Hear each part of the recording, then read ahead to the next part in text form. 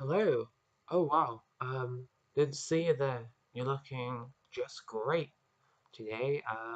So yeah. Uh, Chapter 3 of All Through Space and Time. Pretty cool.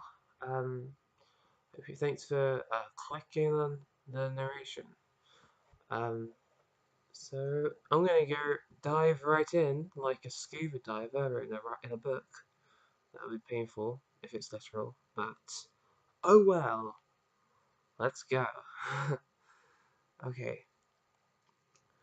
Bright with teeth, long black hair tied back into one thick strand at the back, the teen who looked between 18 to 20 appeared astonished, staring at Dante completely transfixed.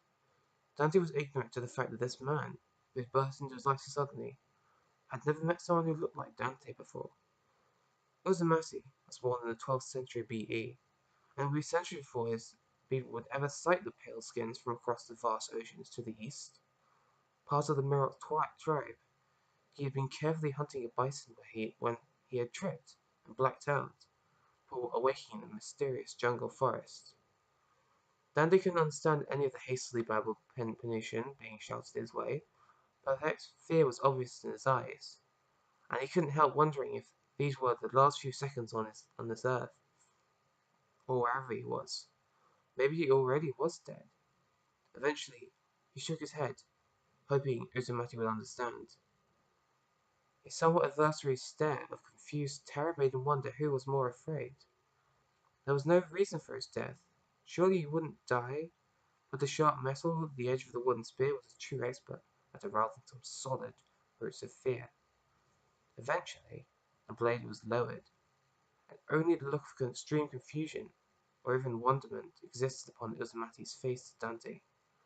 Tentatively, Dante raised his left hand in a handshake gesture, but with no reply. Dante! He pointed at his chest, eyes locked. Now that the acute shock of adrenaline had subsided, he could hear the distant chatter of voices to his right once again. Uzumati heard it too, making a quick glance before immediately and intensely looking at Dante. Uzumati, he said reluctantly, pointing at himself. Dante nodded, unsure what to do next. He gestured towards the voices, hoping Uzumati would understand. Still holding the spear slightly arched towards Dante, Uzumaki nodded back warily and then began striding, like a careful, cowed hunter, towards the mysterious crescendos and amplitudes of promise of more company, and more confusion, mystery, and uncertainty, yet necessary challenge nonetheless. They walked in silence, Uzumaki abandoning his care and once he had confirmed that there was no immediate danger. The crunch of twigs, the kicking of leaves interfering the tension between them. Dante had no qualms to strike this person. He looked like one of the Native Americans from the websites he visited that detailed the cultures of the of, of the indigenous people, which was odd but not completely abnormal. People could dress however they wished. He wondered if this Uzumati had received the same weird male horror hologram. Yet would he have understood the words? He didn't seem to be able to understand English at all. Voice was growing louder though, rising and rising, gradually turning into a ringing static in his ear, rather than human beings conversing. It was eerily odd. Danny couldn't see if Uzumati felt it too, but his composure was morphed from scanning ahead to pinpointing the source of the sound. Apparently, he was ever the missionary. The ground had begun to drag upwards, the tree roots facing descent, sticking up out of the ground and curling like slithering snakes into the brown earth. Uzumaki was fit, and wasn't phased at all by the tough slope, but Dante was puffing after about 10 meters. Uzumaki looked at him, annoyed, and held a hand to his lips. There was a sense of urgency in his expression that made Dante try to stop him with a great gasp for air. He wasn't fit, not fat, but just never bothered with exercise. He preferred to exercise his mind rather than exercise his body. This life philosophy did indeed have some frustrating disadvantages. As they continued to climb, the ground becoming ever steeper. Dante guessed it was a 20% gradient at least? His head was exploding when trying to stay quiet. He was relieved to see an area ahead that looked like a mini plateau, a resting point to relax upon. Finally! But instead of relief, they found danger. It was Dante's turn to look astounded and confused by the monstrous thing ahead of them. There was no people, no promise of community and enlightenment, but they would have been stalked by the snarling beast ahead of them that had turned their way. Uzimati looked up at the great bear-shaped creature that towered over him at twice his height with awe, curiosity, if not terror.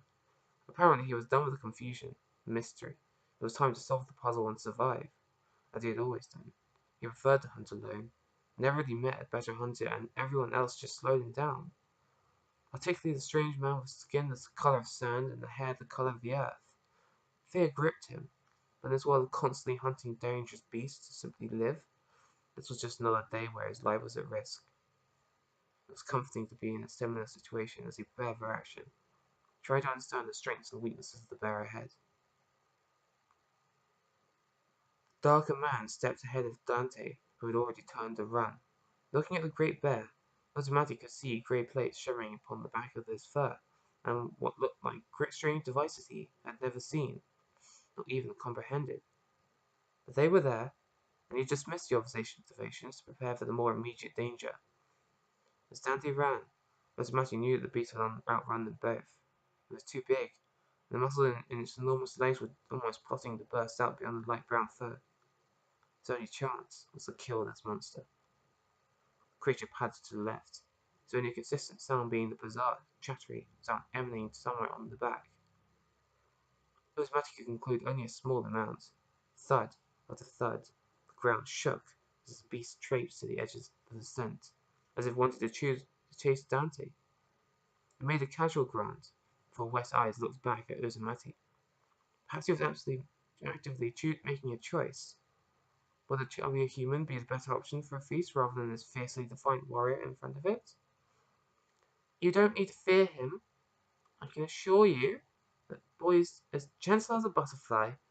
A light, calm voice spoke in his favourite tongue said, Trust me, really. Oh, that's the end of the chapter. Sorry if my voice is like a bit croaky.